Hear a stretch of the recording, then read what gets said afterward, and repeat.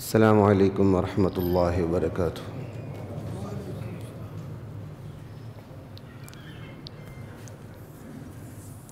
بسم اللہ والحمد للہ والصلاة والسلام علی رسول اللہ، اما بعد فاعوذ باللہ من الشیطان الرجیم، بسم اللہ الرحمن الرحیم۔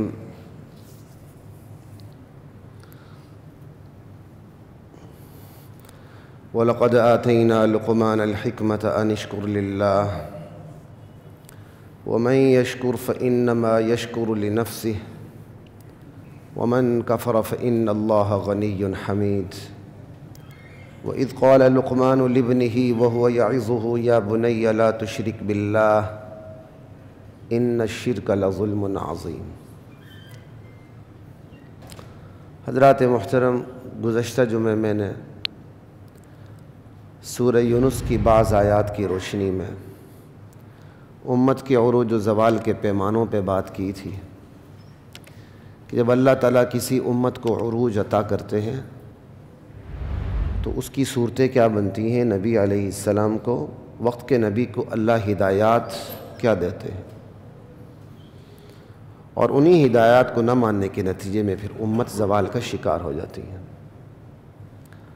موسیٰ علیہ السلام کی زبانی امت کو جو ہدایات ملی تھیں بنی اسرائیل کو، وہ ایمان کے بعد سب سے بڑی بات تھی توکل، اور نتیجے پہ جا کے ہم نے یہی بات کی تھی کہ بنی اسرائیل کی طرح آج بھی ہم غلامیت کا شکار ہیں۔ دنیا میں غلامیت کی مختلف قسمیں ہوتی ہیں، کہیں بادشاہت کی غلامیت ہے، کہیں ڈکٹیٹرشپ کی غلامیت ہے، کہیں خفیہ ہاتھوں کی غلامیت ہے، کہیں عالمی طاقتوں کی غلامیت ہے، کوئی ایک غلامی تھوڑی ہے، کہیں مالیاتی اداروں کی غلامیت، کوئی ایک غلامی تھوڑی ہے۔ اب یہ تو نہیں کہ اچھا کھا رہے ہیں، اچھا پی رہے ہیں، اچھا پہن رہے ہیں تو غلامی نہیں، آزادی ہے۔ پتہ نہیں ہم نے کب سے اس کو آزادی سمجھ لیا ہے۔ یہ کوئی آزادی تو نہیں ہے، طوطے کو پنجرے میں بند کر کے آپ اچھا سے اچھا رزق دے دیں، لیکن طوطا آپ کے پنجرے میں خوش تو نہیں ہوتا۔ ہاں، جب وہ نسلی طوطا ہو جائے، نسلی پنجرے والا، وائلڈ پیرٹ آپ لے آئیں، اسے بند کر دیں، وہ زندگی پر تڑپتا رہے گا، لیکن جب اسی کی نسلیں پنجروں کے اندر پیدا ہوں گی تو انہیں پھر پنجروں کے باہر دنیا نظر نہیں آئے گی، بلکہ پنجرے سے باہر جانا وہ ڈریں گے، اور واقعی جب وہ پنجروں سے باہر جائیں گے تو بڑے پرندوں کا شکار ہو جائیں گے، اور جو پنجروں کے باہر پہلے سے پرندے رہتے ہیں وہ چڑیا بھی شکار نہیں ہوتی۔ بڑا فرق ہوتا ہے، یہی تو ہے جد و جہد۔ شیر کو آپ جنگلے کے پیچھے بند کر دیں، روزانہ ایک بھینس اس کے سامنے کر دیں، وہ کھا تو لے گا، پیٹ کی آگ بجھائے گا، لیکن اسے کبھی بھی وہاں اس کی فطرت کو سکون نہیں ملے گا اس پنجرے کے اندر۔ ہاں، جب شیر کی نسل وہیں پیدا ہونی شروع ہو جائے گی تو پھر شیر بلی کی جگہ آ جاتا، پھر اسے باہر کی دنیا بھول جاتی، وہ شکار کرنا بھول جاتا ہے۔ جغرافک چینل میں آپ لوگ دیکھتے ہیں کہ جو بچے پلے ہی پنجروں کے اندر ہیں، پیدا ہی پنجروں کے اندر ہیں، انہیں شکار سکھایا جاتا ہے، وہ شکار ہی نہیں کر سکتے، وہ اپنا کام ہی نہیں کر سکتے، وہ اپنی روزی روٹی کا بندوبست نہیں کر سکتے۔ تو یہ کہ ہم پنجرے کے اندر ہیں، ہمیں میاں مٹھو کی طرح ہمیں میاں مٹھو کو روزی مل رہی ہے اور ہم سمجھ رہے ہیں ہم آزاد ہیں۔ ہاں، 47 میں پاکستان بن گیا جی، وہ پاکستان میں نہ ہوتا تو آج اتنے بڑے عہدے پہ نہ ہوتا، چپڑاسی ہوتا۔ یہ کوئی آزادی کا مقصد ہے؟ یہ بات کتنی بڑی شخصیت نے کی تھی، یہاں بتاؤں تو پھر میرے پر جلیں گے۔ پاکستان میں نہ ہوتا میں چپڑاسی ہوتا۔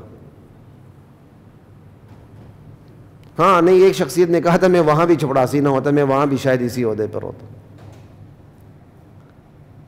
تو پاکستان اس لیے تو نہیں بنا تھا کہ آپ جوتے گانٹ رہے ہیں، اوپر کرسی پہ بیٹھ کر کھانا شروع کر دیں، پاکستان اس لیے تو نہیں بنا تھا۔ غلامیت کی شکلیں مختلف ہیں، آج بھی ہم غلامیت کا شکار ہیں۔ آپ کی مرضی کہاں چلتی؟ مجھے بتائیں کہاں آپ کی مرضی چلتی ہے؟ کہیں بھی نہیں ہے۔ جس کو آپ مرضی بادشاہ بنا دیں، جس کو آپ چاہے مجرم بنا دیں، جس مجرم کو چاہے آپ بادشاہ بنا دیں، جس بادشاہ کو چاہے مجرم بنا دیں، آپ کی سرکار ہے، آپ جو مرضی کریں۔ یہ تو کوئی آزادی نہیں ہے۔ بات ہوئی تھی اس کا پھر علاج کیا ہے، بات علاج پہ ہو رہی تھی توکل. چونکہ بات نشست، چھوٹی سی نشست ہوتی ہے جمعے کی، تو توکل کی دنیا بہت وسیع ہے. آج توکل ہی کے ایک پہلو پہ میں نے آپ کے سامنے بات کرنی ہے بس، کہ ہم نے توکل کی کون سی قسم کو فوکس کرنا ہے.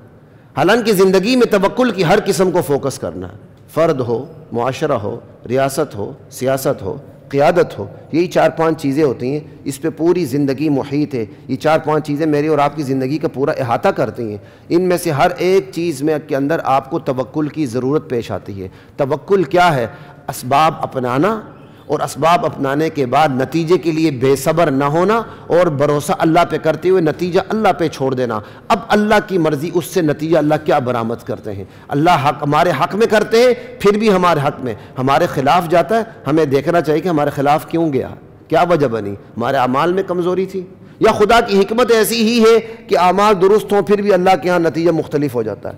ہاں یہ الگ بات ہے، اعمال درست، میں نے وسیع وائڈر رینج میں بات کی ہے. وقت اعمال درست ہوں تو قومیں ٹھیک ہو جاتی ہیں، قومیں غلامیت کی شکنجے سے باہر آ جاتی ہیں، پنجے استبداد سے، استعمار سے چھوٹ جاتی ہیں. یہ اللہ کا وعدہ ہے، ان اللہ لا یغیر ما بقوم حتی یغیروا ما بانفسہم. تو زندگی میں توکل کی مختلف شکلیں ہیں. آپ اپنے نفس کے بارے میں توکل اختیار کرتے ہیں، اسباب اپناتے ہیں، نتیجہ اللہ پہ چھوڑ دیتے ہیں. آپ اپنی اولاد کے بارے میں توکل اختیار کرتے ہیں، اسباب اپناتے ہیں، نتیجہ اللہ پہ چھوڑ دیتے ہیں.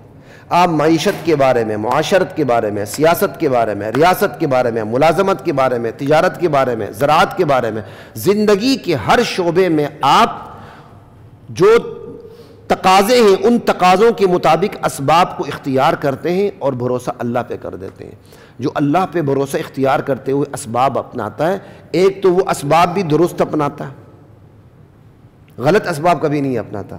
اب یہ تو نہیں ہے کہ میں نے توکل کرنا ہے، حرام طریقے کے سارے حرام کمائی کے سارے طریقوں کو اختیار کروں پھر بھروسہ اللہ پہ کروں، یہ تو نہیں ہے. جس نے توکل کرنا ہے اس نے اسباب اپنانے، اس نے اسباب بھی وہی اپنانے ہیں جو شریعت نے بتائے ہیں. جو شریعت نے بتائے نہیں ہیں، جن اسباب پہ شریعت نے پابندی لگا دی، وہ اسباب اختیار بھی نہیں کرنے.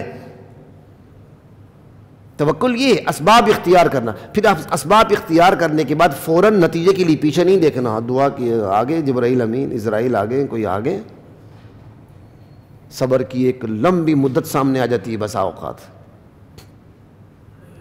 موسیٰ علیہ السلام کو دیکھ لیں، قرآن کریم کی ایک سورت ہے، اس کا نام مجھے بھول رہا ہے، میں اس لیے بتا رہا ہوں، آپ گھر جا کے اس کو پڑھیں بھی صحیح تو آپ حیران ہوں گے.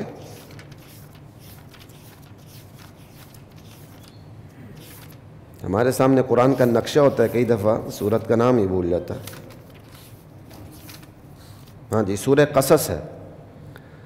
سورہ قصص کے اندر موسیٰ علیہ السلام ہی کی بات چل رہی ہے، ان کی قوم کی. سورہ قصص کی آیت نمبر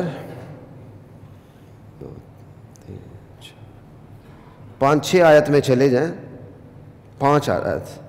اللہ کہتے ہیں ہم نے چاہا کہ دھرتی پہ جو لوگ کمزور سمجھے جاتے ہیں، جو غلامیت کے شکنجے میں اس وقت پھنسے ہوئے ہیں، ہم ان پہ احسان کریں اور ان کو دنیا کی امامت پر فائز کر دیں. کیا اللہ کی بے نیاز ذات ہے.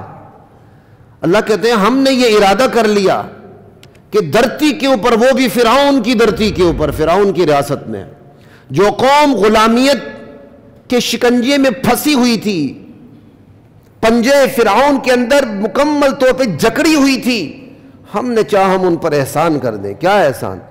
دنیا کا امام بنا دیں، دنیا کی امامت پر فائز کر دیں اور انہیں ہم وارث بنا دیں. اور جو دھرتی کے اوپر جو حکمران ہیں انہیں عذاب سے دوچار کر دیں. اس کے لیے ہوا کیا؟ یک لخت تبدیلی آ گئی؟ نہیں. جب اللہ نے چاہا موسیٰ علیہ السلام کو پیدا کر دیا. بات سمجھ آ رہی ہے؟ اب کتنی دیر گزرنی چاہیے اس پہ؟ موسیٰ علیہ السلام پیدا ہوئے، اور پیدا بھی پھر کن حالات میں ہوئے؟ جب فرعون ہر پیدا ہونے والے بنی اسرائیل کے بچے کو قتل کرتا تھا، ہر پیدا ہونے والے بنی اسرائیل کے بچے کو قتل کرتا تھا، اس وقت پیدا ہوا. بھائی اب موسیٰ کی جان بچے کیسے علیہ السلام؟ اللہ تعالیٰ نے موسیٰ علیہ السلام کی جان کی پرورش وہیں جا کے کی جہاں سے حکم ملتا تھا کہ بچوں کو قتل کرو. یہ ہے قل هو اللہ احد اللہ الصمد. یہ ہے اللہ لا الہ الا هو الحی القیوم. اللہ نے اس بچے کی پرورش کرنا چاہی تو اٹھا کے اس گھر میں بھیج دیا جس گھر سے یہ آرڈر جاری ہوتا تھا کہ بنی اسرائیل کے پیدا ہونے والے ہر بچے کو قتل کرو. اللہ نے فرعون کے وائٹ ہاؤس میں اس کی پرورش کی موسیٰ علیہ السلام. جب اللہ نے چاہا بنی اسرائیل کو امامت کے منصب پر فائز کرنا ہے ان میں قیادت پیدا کر دی. بات سمجھ آ رہی ہے؟ ان میں قیادت پیدا کر دی. قیادت پھر معاشرے کو صحیح راستہ دکھاتی ہے. قیادت یہ نہیں کرتی کہ ایک ہجوم ایک طرف جا رہا ہے فوراً ایک گلی کا کنٹوٹا آگے ہو کے ہائے ہائے نعرے لگانا شروع کر دیتا ہے, کیونکہ وہ لیڈر دیکھتا ہے قوم کس طرف جا رہی ہے, تو وہ جو لیڈر ہوتا ہے وہ آگے بڑھ کے اسی طرف اس کو لیڈ کرتا. رہنما ایسا نہیں کرتا. رہنما دیکھتا قوم غلط سمت میں جا رہی ہے, پھر وہ طائف کے میدانوں میں پتھر کھا کے لہولہان ہوتا ہے, پھر وہ مکے سے ہجرت کرتا ہے, وہ اپنوں میں اجنبی بن جاتا ہے, وطن سے بے وطن ہوتا ہے, سب کچھ چھوڑ چھاڑ کے مدینے پہنچتا ہے. یہ آپ کو مثال دے رہا ہوں. رہنما اور لیڈر میں بڑا فرق ہوتا ہے. یہ صرف انگلش اور اردو کا فرق نہ سمجھے. لیڈر تو لیڈ کرتا ہے, رہنما راہ دکھاتا ہے. بڑا فرق ہے. اس کے لٹل میننگ میں بھی فرق ہے. اللہ نے بنی اسرائیل پر رحم کرنا چاہا, ان میں امامت قیادت پیدا کر دی, اور قیادت کی پھر اللہ نے یوں حفاظت کی کہ وائٹ ہاؤس کے اندر اس کی پرورش کی. اسی قیادت نے بڑے ہو کے نبوت کے منصب پر فائز ہو کے اپنی قوم کو راستہ دکھایا. فرعون جیسی جابر قوت سے ٹکر لی, اور پھر آخر پوری فرعونی قیادت اپنے ہم نواؤں سمیت بحیرہ قلزم کے اندر غرق ہو گئی. موسیٰ علیہ السلام کو نجات ملی, ماننے والوں کو نجات ملی, اور خلافت عرضی عطا ہو گئی. اب کتنا وقت چاہیے توکل کے بعد؟ ہم نے توکل کا یہی مطلب سمجھا ہے, نماز پڑھ کے دعا کریں, پیچھے مڑ کے دیکھ لیں جبرائیل امین لشکر لے کے آ گئے کہ نہیں آ گئے. یہ توکل کی تدبیریں ہوتی ہیں. توکل کے اندر قوم کو زندہ کرنا پڑتا ہے. تو میں نے آپ کو بتایا توکل کی مختلف شکلیں ہیں. تو مختصر سی نشست وہ بھی رمضان میں, کہ ان میں ایک ہماری تھوڑی سی تعداد, الحمدللہ ہماری تعداد تو ایسی اچھی ہوتی ہے, لیکن رمضان کے اندر ایک وہ تعداد ہوتی ہے جو رمضانی تعداد ہوتی ہے, جنہوں نے انشاءاللہ پھر اگلے 11 مہینے نہیں آنا. سمجھ آئی؟ میں کہتا ہوں چلو ان تک بھی بات پہنچ جائے, اور ایسے موضوع پہ بات ہو جائے جو باقی 12 مہینوں پر بھی محیط ہو, اس کا احاطہ کرے. تو توکل کی ایک اہم ترین قسم جس سے ہمارے گھروں میں قیادت پیدا ہوگی وہ ہے تربیت اولاد. اولاد کی تربیت کے بغیر قیادت جنم نہیں لیتی. انگریز مکار جب اس دھرتی پہ آیا اس نے 2-3 کام کیے تھے. اس نے سب سے پہلے یہاں کے نظام تعلیم و تربیت کا خاتمہ کر دیا تھا. ایک یہاں کے تعلیمی نظام کا خاتمہ کر دیا تھا, تربیت کا, تعلیم ایک ہو گیا, اور یہاں کے قانونی نظام کا خاتمہ کر دیا تھا. 2 بڑے, تعلیمی نظام اور قانونی نظام. کہ تو انگریز سائنس لے کر آیا علی گڑھ تو سائنس اور ٹیکنالوجی کی یونیورسٹی تھی ہی نہیں, بلکہ وہاں مخالفت ہوئی تھی سائنس اور ٹیکنالوجی نہ پڑھائی جائے. علی گڑھ نے کون سے سائنسدان پیدا کیا؟ البتہ کالے انگریز ضرور پیدا کیے ہیں, نوکر شاہی ضرور پیدا کی, ہم اسے انکار نہیں کرتے. تعلیمی نظام نیست و نابود کر دیا اور قانونی نظام نیست و نابود کر دیا, اور بڑے گریجولی اپنا سارا نظام وہ ہمیں دے کے یہاں سے دفع ہو گیا. تو کیوں دیا اس نے؟ کہا یہاں کی جو پوت جنم لے وہ غلام پوت جنم لے, اس لیے اس نے تعلیمی نظام بدلا. کیوں اس نے قانونی نظام بدلا؟ تاکہ یہاں کی پوت عدالتوں کے اندر ذلیل و خوار ہوتی رہے لیکن پھر بھی فیصلہ نہ آئے. ہم ٹس سے مس ہونے کے لیے تیار نہیں ہیں. سمجھائیے؟ تو یہ ہے تعلیم و تربیت کا نظام جس سے قومیں غلام بنتی ہیں یا قومیں امامت اور قیادت کے منصب پر فائز ہوتی ہیں. تو توکل کی اس قسم پہ آج میں نے تھوڑی سی آپ سے بات کرنی ہے. تمہید طولانی ہو گئی, اتنا بڑا تمہید پہ وقت گزر گیا, لیکن یہ بھی چیز فائدے سے خالی نہیں تھی. کیونکہ اسی تمہید پر پھر اگلی ساری باتیں سمجھنے والی ہیں. سورہ لقمان ہے, 21واں سپارہ ہے, 21ویں سپارے کی یہ دوسری صورت ہے, جا کے ضرور پڑھیے گا. اس کے دوسرے رکوع کے اندر حضرت لقمان نے اپنے بیٹے کی تربیت کیسے کی اس کا ذکر ہے. تربیت کا آپ نے گریجولی مرحلے دیکھنے ہیں, وہ بھی اسی رکوع سے دیکھ لیں.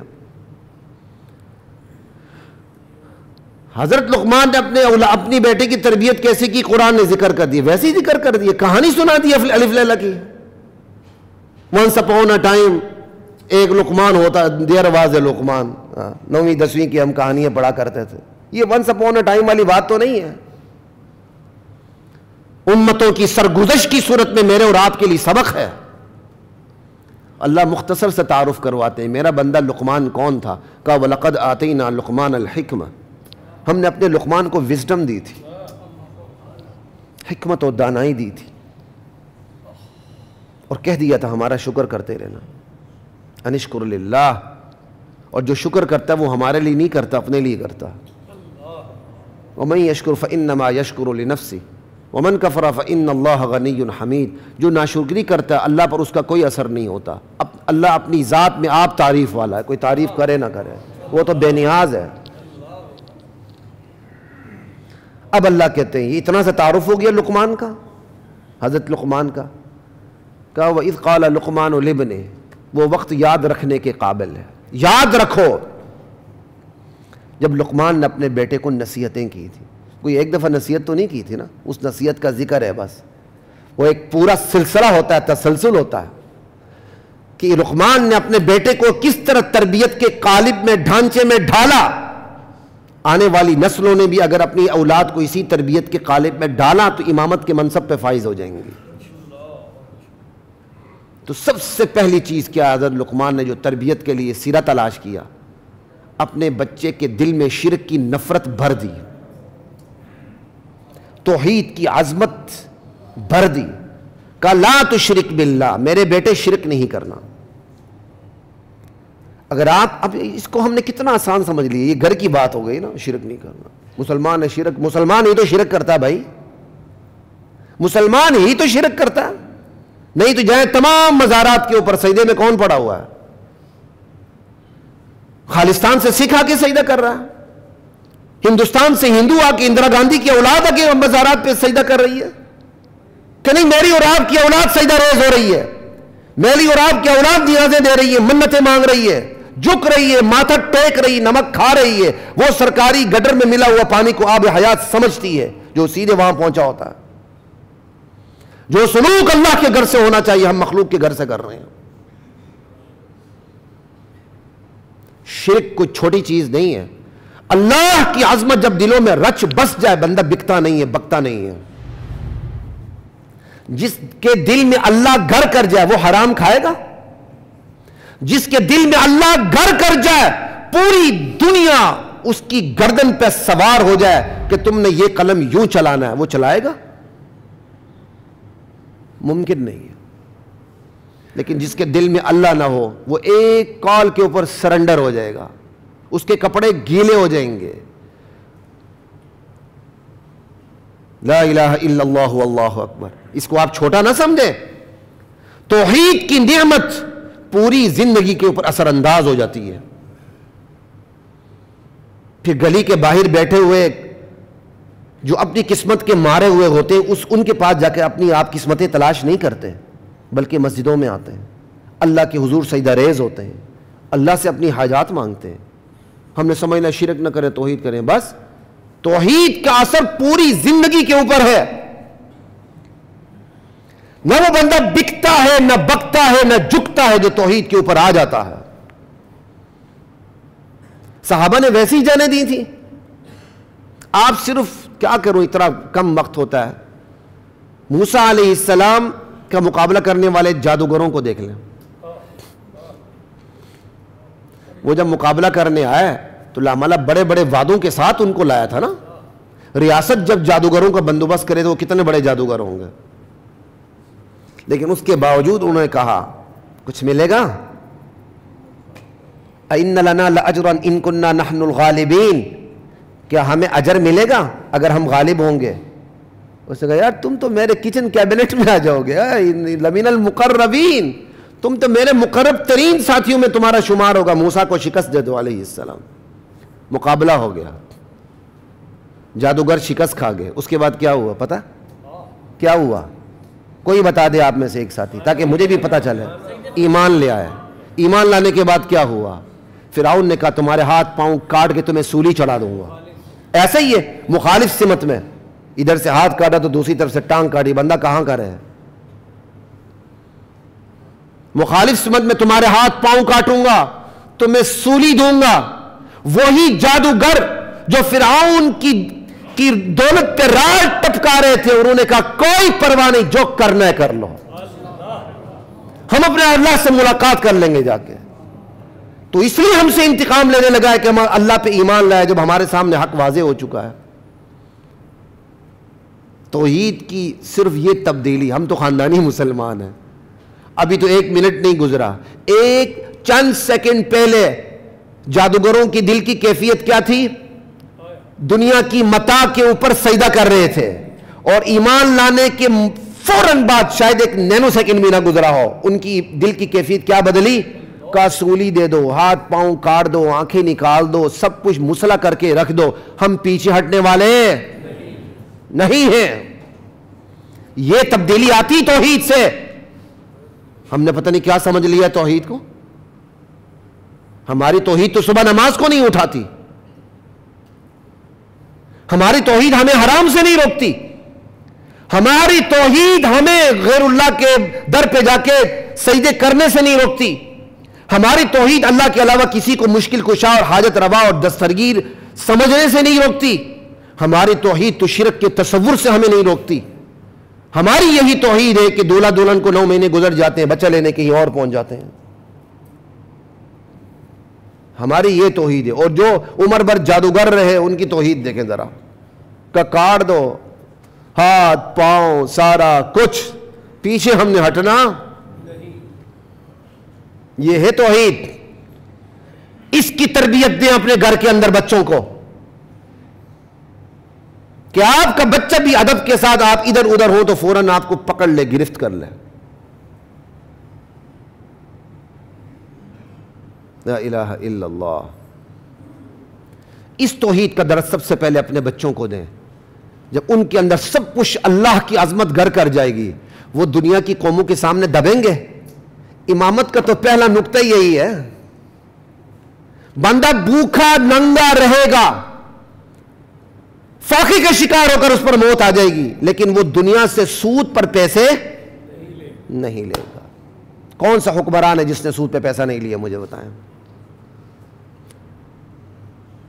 اس لیے یہاں کسی پہ کوئی بھروسہ نہ کریں۔ کوئی لا الہ الا اللہ پڑھتا ہے، کوئی ایاک نعبد و ایاک نستعین کہتا ہے، وہ میں بھی پڑھتا ہوں، آپ بھی پڑھتے ہیں، وہ اس کو یہی سمجھ لیں، میں اور آپ کہتے ہیں نا ایاک نعبد و ایاک نستعین، باہر جا کے حرام کماتے ہیں۔ اپنے اوپر قیاس کر لیا کریں، زیادہ اگر زور پڑ جائے تو۔ اگلا کہتا ہے لا الہ الا اللہ، وہ جا کے جوتے پالش کرنا شروع کر دیتا۔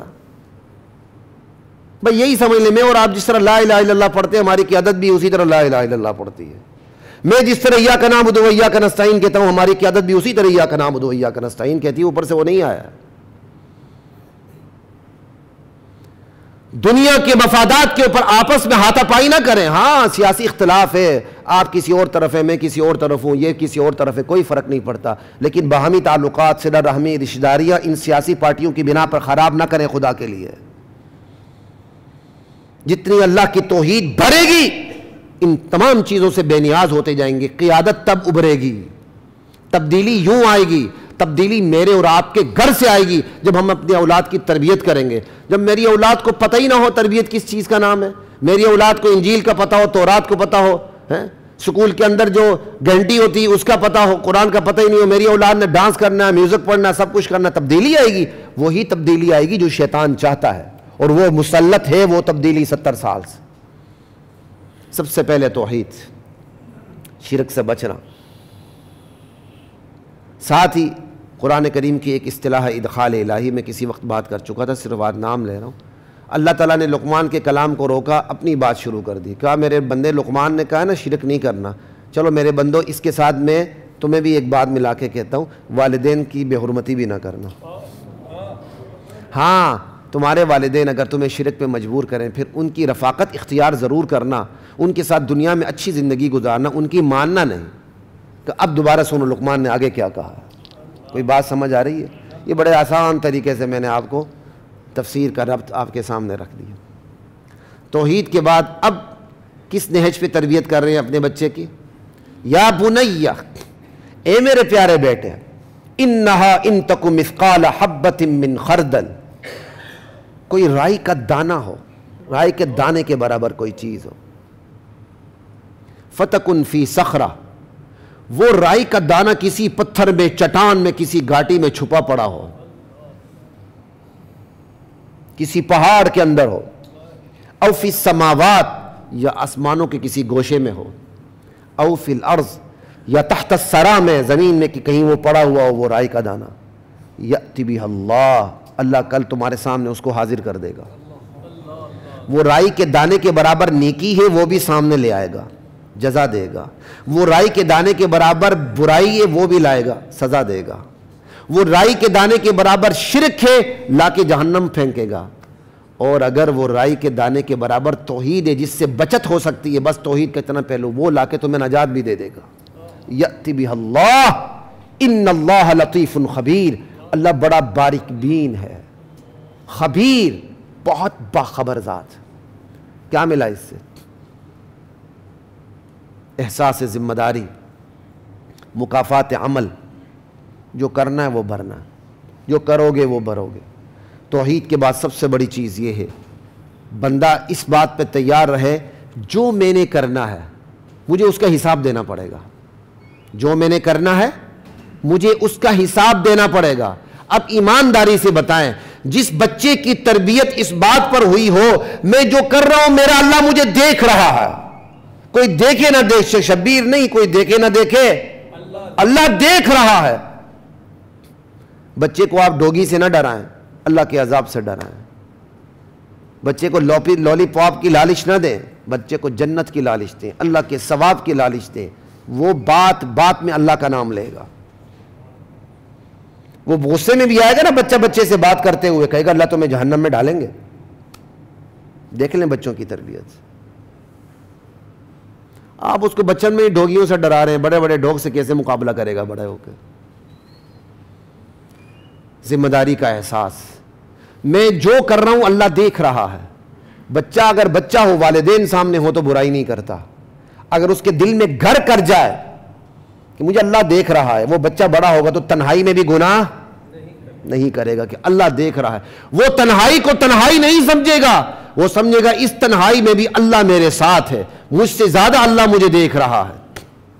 اس نہج پہ جس بچے کی تربیت ہوئی ہو وہ رشوت لے گا، وہ حرام کھائے گا، اسے کسی NRO کی ضرورت ہوگی؟ ہمارا قانون بلیک منی کو وائٹ کر کے آپ کے سامنے رکھ دیتا ہے، اتنے ارب کھائیں اتنے دے دو، اس کی ضرورت ہوگی؟ اور یاد رکھیے، قانون ایک چیز کو حلال کر دے اور شریعت اسے حرام ہی سمجھے تو وہ کیا ہوگی؟ حرام ہی ہوگی۔ قانون کے حلال کر دینے سے وہ بلیک منی میرے لیے وائٹ تو نہیں ہو جائے گی۔ قانون مجبور ہو جاتا ہے، شریعت مجبور، انسان مجبور ہو جاتا ہے، یار اس سے میں 5-10 خرب کیسے نکالوں، چلو جی 5 یہ لے لے، 5 ادھر دے دے۔ اس کی مجبوری اللہ کے ہاں قابل قبول نہیں ہے۔ یہ ہے جزا اور سزا کے لیے بچوں کو تیار کرنا۔ کیسی تربیت ہوگی؟ پھر امام نہیں نکلیں گے، دنیا کے پیشوا نہیں نکلیں گے، دنیا کی قیادت پر فائز ہونے والے بندے سامنے نہیں آئیں گے۔ دنیا کی قیادت پر فائز ہونے والے بندے کوئی وہ ڈبل روٹی ٹوسٹ مکھن کھا کے، جوس کھا کے، جیم کھا کے بڑے نہیں ہوتے۔ آپ سمجھتے اچھا کھانا، اچھا پینا، اچھا رہنا، اچھا سینا بچوں کو دے دیا تو بچہ، وہ اللہ کی نعمت ہے، اچھا دیں۔ ہر والدین چاہتے ہیں ہم اپنے بچوں کو سکھ میں رکھوں، اللہ نصیب کرے، لیکن قیادت اس طرح پیدا نہیں ہوتی۔ قیادت ذہن سازی سے پیدا ہوتی ہے، اس ذہن سازی کے ساتھ دنیا بھی ہے سونے پہ سہاگا ہے، اس ذہن سازی کے ساتھ دنیا نہیں ہے، وہ چیتھڑوں میں بھی دنیا کی قیادت کریں گے انشاءاللہ، وہ چیتھڑوں میں بھی کریں گے دنیا کی قیادت، یہ اللہ کا وعدہ ہے، خلیق الرحمان کا نہیں ہے۔ اور دنیا دیکھتی ہے چیتھڑے پہننے والے دنیا کی قیادت کرتے رہے، اور اب کرنا شروع کر دیا انہوں نے۔ لا الہ الا اللہ، توحید، شرک کی نفرت، ذمہ داری کا احساس، مکافات عمل کا تصور، دو چیزیں ہو گئیں۔ آگے عمل کی دنیا، کہا یا بنی اقم الصلاۃ وامر بالمعروف، کہا بیٹے نماز قائم کرنی ہے۔ اعمال کی دنیا میں سب سے بڑی چیز کیا ہے؟ کہا اعمال ٹھیک کر لو اپنے، یہی اعمال عقیدے کو سہارا دیتے ہیں، پھر عقیدہ ٹھیک رہتا ہے۔ یہی اعمال خراب ہو جائیں، عقیدہ گریجولی نیچے آنا شروع ہو جاتا ہے، بندہ بدعمل ہوتا ہے، بدعمل ہوتے ہوتے ہوتے ایک ایسے نتیجے پر پہنچتا ہے جہاں بدعقیدہ ہو جاتا ہے۔ مثال کے طور پر ایک بندہ شراب پیتا، لیکن شراب پیتے پیتے پیتے پیتے خدا کا انتقام یہ ہوتا ہے کہ وہ اس ایک سطح پر آ جاتا ہے جہاں جا کے کہتا ہے کس نے کہا شراب حرام ہے؟ وہ پہلے دن شراب کو حرام ہی سمجھتا تھا، وہ تفریح طبع کے لیے شراب کو 7 اپ سمجھ کے پیتا تھا، لیکن خدا نے انتقام ایسے لیا کہ وہ شراب پیتے پیتے اس کے دل پر اتنا زنگ لگ گیا کہ اللہ بران علی قلوبہم ما کانوا یکسبون، کہ اس نے شراب کو حلال سمجھ لیا۔ بدعملی بدعقیدگی تک پہنچا دیتی ہے۔ تو کہا بیٹے اعمال ٹھیک کرنا، لیکن لقمان نے اعمال سے پہلے کیا ٹھیک کروایا؟ عقیدہ، عقیدہ توحید، عقیدہ مکافات عمل، سزا اور جزا کا عقیدہ، عقیدہ بھرپور ہو۔ کہا بیٹا اعمال ٹھیک کرو۔ اس عمل میں بھی کس سے ملاقات ہوتی ہے؟ اللہ سے ملاقات ہوتی ہے۔ اس عمل میں بھی آغاز عقیدے سے ہوتا ہے۔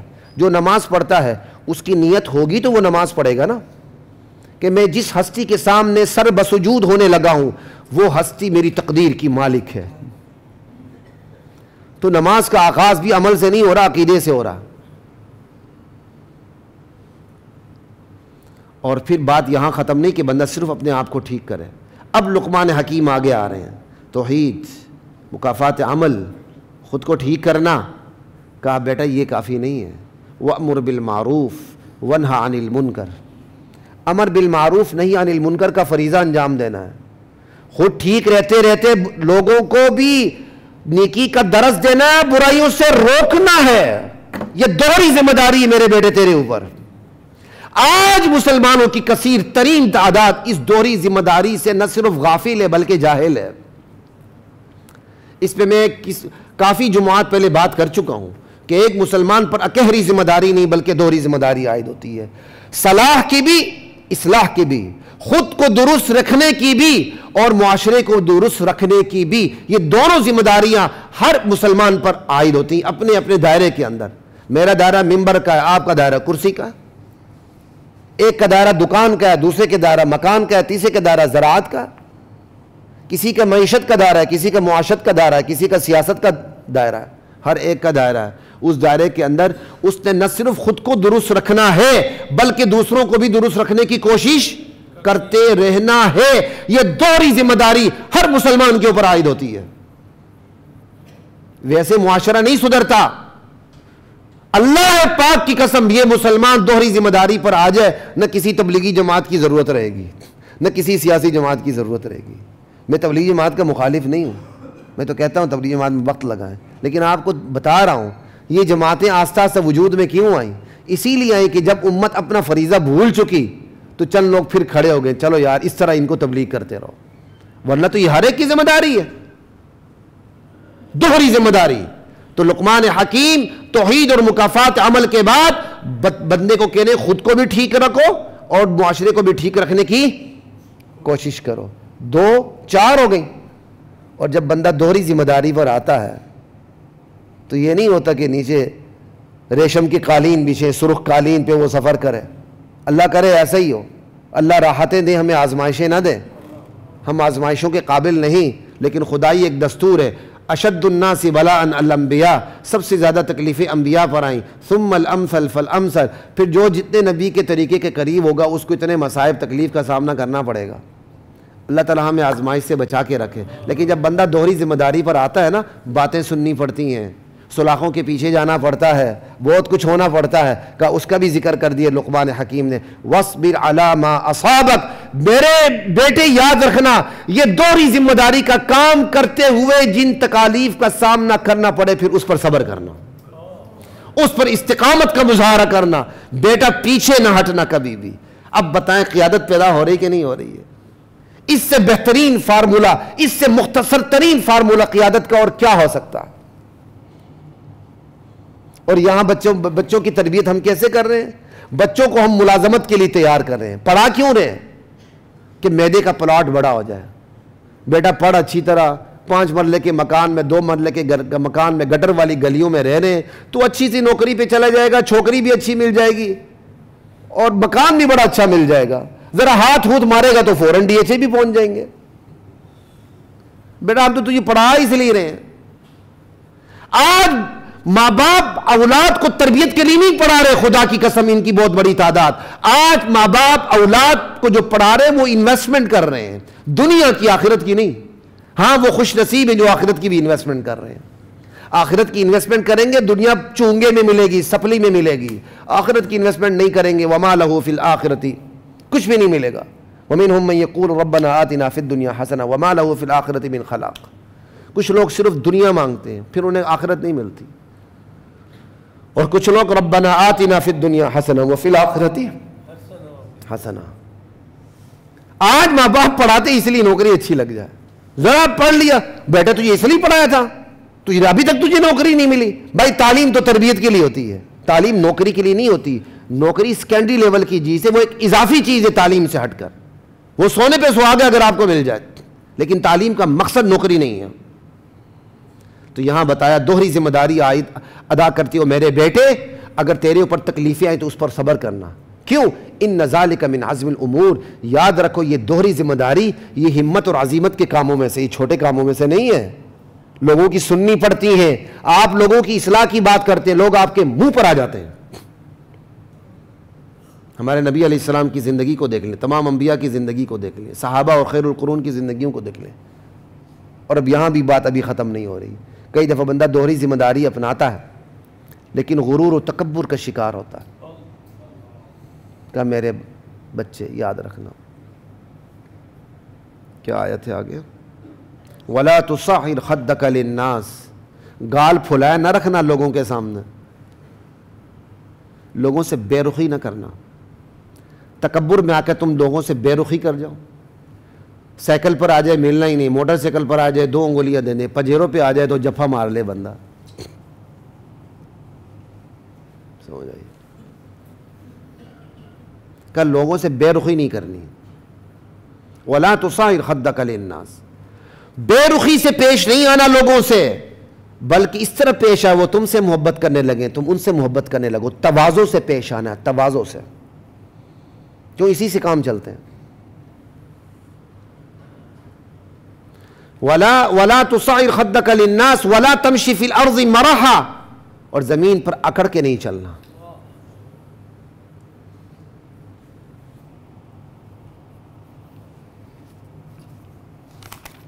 شیطان آخری وقت میں دباؤ اتنا پڑتا ہے کہ آیت ہی بھول جاتی ہے. وَلَا تَمْشِ فِي الْأَرْضِ مَرَحًا إِنَّ اللَّهَ لَا يُحِبُّ كُلَّ مُخْتَالٍ فَخُورٍ. اللہ تعالیٰ متکبر کو پسند نہیں کرتے, فخور شیخی خورے کو پسند نہیں کرتے, کہ بندہ اپنی بڑائی جتاتا پھرے. بڑائی جتانے کی بھی ہر شعبے میں بڑائی جتاتے ہیں لوگ. میں یہاں بیٹھ کے کہوں جی مجھ جیسا تو کوئی بیان ہی نہیں کرتا, مجھ جیسا تو لاہور میں کوئی بیان ہی نہیں کرتا, مجھ جیسے کے علاوہ کسی نے لاہور میں دین کی خدمت ہی نہیں کی. ایسی باتیں جچتی نہیں, پھبتی نہیں, نہیں کرنی چاہیے. اللہ کام لے رہا, شکر کرے. وہی اللہ بھی گونگا بہرا لولا لنگڑا بنا دے پھر.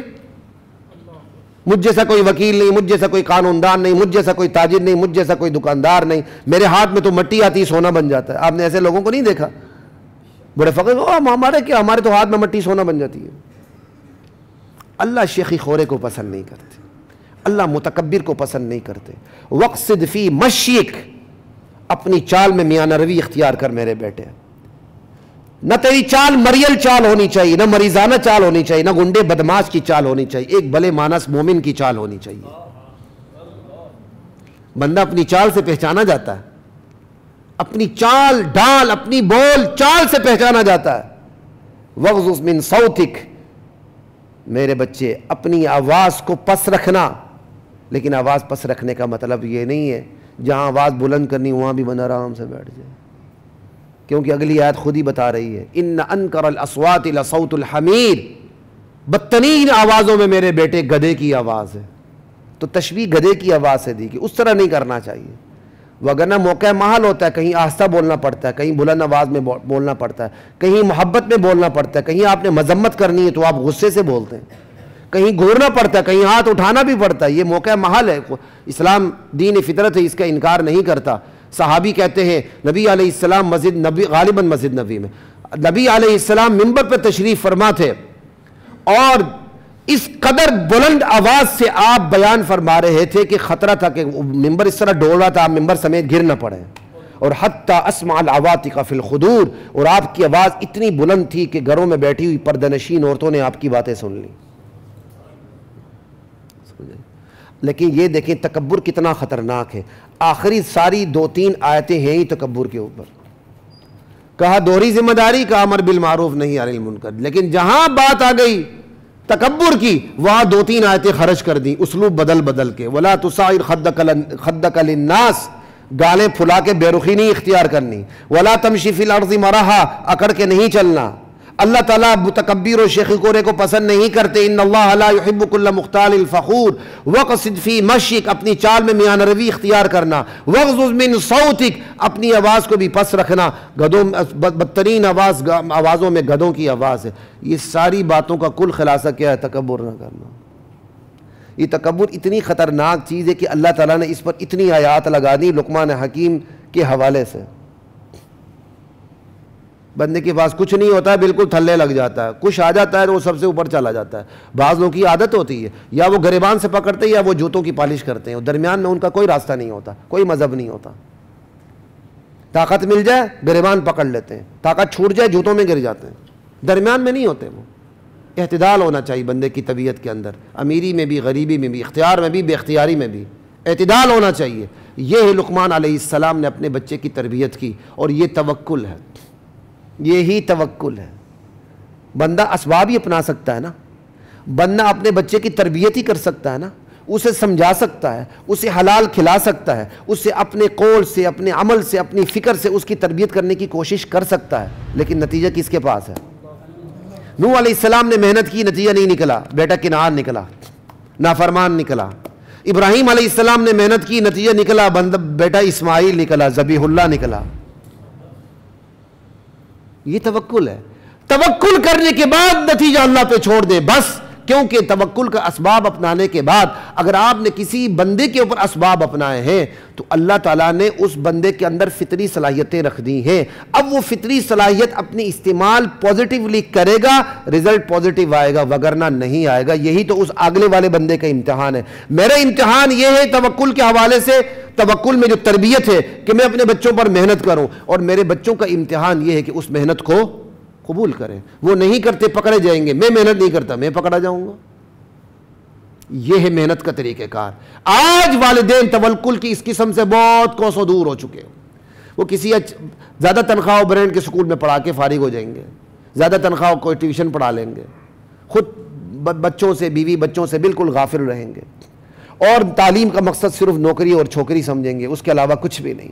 یہ کوئی تعلیم کا مقصد نہیں۔ تعلیم کا مقصد خود کو سدھارتے ہوئے امت کو سدھار کے اس امت کو امامت کے منصب پر فائز کرنا ہے اور فائز رکھنا ہے۔ یہ ہے تعلیم کا مقصد، اور اس تعلیم کا مقصد آج یہ ہے ہی نہیں ہے، بلکہ والدین کہتے خبردار مسجد میں نہ بیٹھنا، مولوی صاحب کے بعد نہ بیٹھنا، ادھر نہ بیٹھنا، ادھر نہ بیٹھنا، خبردار جو کرتا ہے کرے، تجھے کیا ہے، تو اپنے کام سے کام رکھ۔ کوئی شراب پیتا ہے، زنا کرتا ہے، بدکاری کرتا ہے، کرے، تجھے کس نے کہا؟ وہ جانے، اس کا رب جانے۔ نہیں، بچے کی تربیت ایسی کرے کہ میرے بچے ہر فرد بشر کے اوپر دوہری ذمہ داری۔ ہاں، ہم آپ سے یہ نہیں کہتے آپ کی کلاس ہو رہے تو آپ کسی اور کلاس میں آ کے محنت کرے۔ آپ کا بچہ جس کلاس کے اندر، اس کلاس کے اندر محنت کرے، اس سطح پہ، اس لیول پہ، اس سوسائٹی میں، اس معاشرے میں، اس کالونی کے اندر محنت کرے، اپنے دوست حلقہ احباب میں محنت کریں، آپ اس میں محنت کریں۔ اور آج والدین کی ایک بہت بڑی تعداد یہ گلہ کرتی پھرتی ہے، کیا کریں زمانے کی ہوائی ایسی ہے کہ ہماری نصیحتوں کا اثر نہیں ہوتا۔ سوال یہ کہ آپ نے نصیحتیں کی کب ہیں؟ سوال یہ کہ آپ نے نصیحتوں کا طریقہ اپنایا کیا ہے؟ وہی بچہ سکول نہ جائے تو آپ پہ کیا گزرتی ہے؟ وہی بچہ بیمار ہو جائے خدا نہ خواستہ آپ پہ کیا گزرتی ہے؟ کیوں یونس صاحب؟ ایسے ہی ہے نا، ان کے اکلوتے بیٹے ہیں، بیمار ہوئے تو فون کرتے ہوئے رو پڑے۔ میں ابھی بھی یاد کرتا ہوں، میں نے ان کے بچے سے بھی کہا کہ میں کہا اپنے والد کی قدر کریں۔ سمجھ آئی بات کی؟ نوجوان بیٹا ہے، آفیسر ہے، بیمار ہوا، فون آیا، رو پڑے کہ میرا بچہ بیمار ہے، تو میں سوچتا ہوں تو میں خود ہل جاتا ہوں۔ وہی بچہ بیمار ہو جائے، میرے اور آپ کے سینے پہ کیا گزرتی ہے؟ بیمار بچہ ہوتا ہے اور نیندیں والدین کی حرام ہوتی ہے، ایسے ہے کہ نہیں؟ خدا کی قسم، بیمار بچہ ہوتا ہے اور نیندیں کس کی حرام ہوتی ہیں؟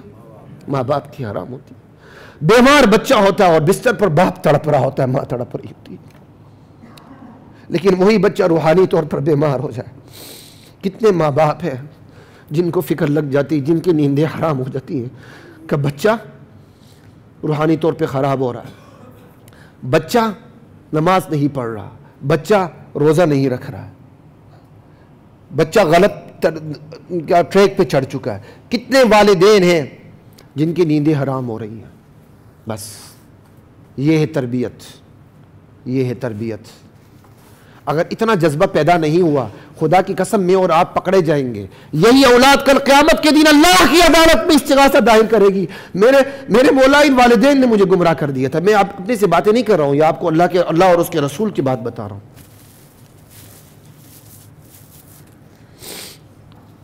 ربنا انا اطعنا سادتنا وکبراءنا فاضلونا السبیل، اے ہمارے پروردگار یہ ہمارے بڑے ہی تھے جن کے پیچھے چل کے ہم گمراہ ہوئے، یا اللہ ان کو دگنا عذاب دے۔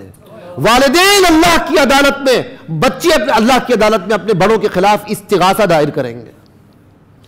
ہم نے کیا سمجھ رکھا ہے؟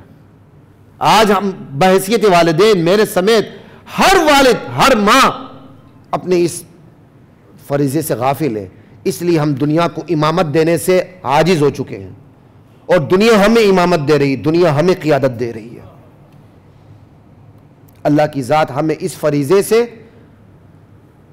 آگاہ ہونے کی اور اس فریضے پر عمل کرنے کی توفیق عطا فرمائے، اور اس فریضے کو 12 مہینے یاد رکھنے کی توفیق عطا فرمائے۔ وآخر دعوانا الحمدللہ۔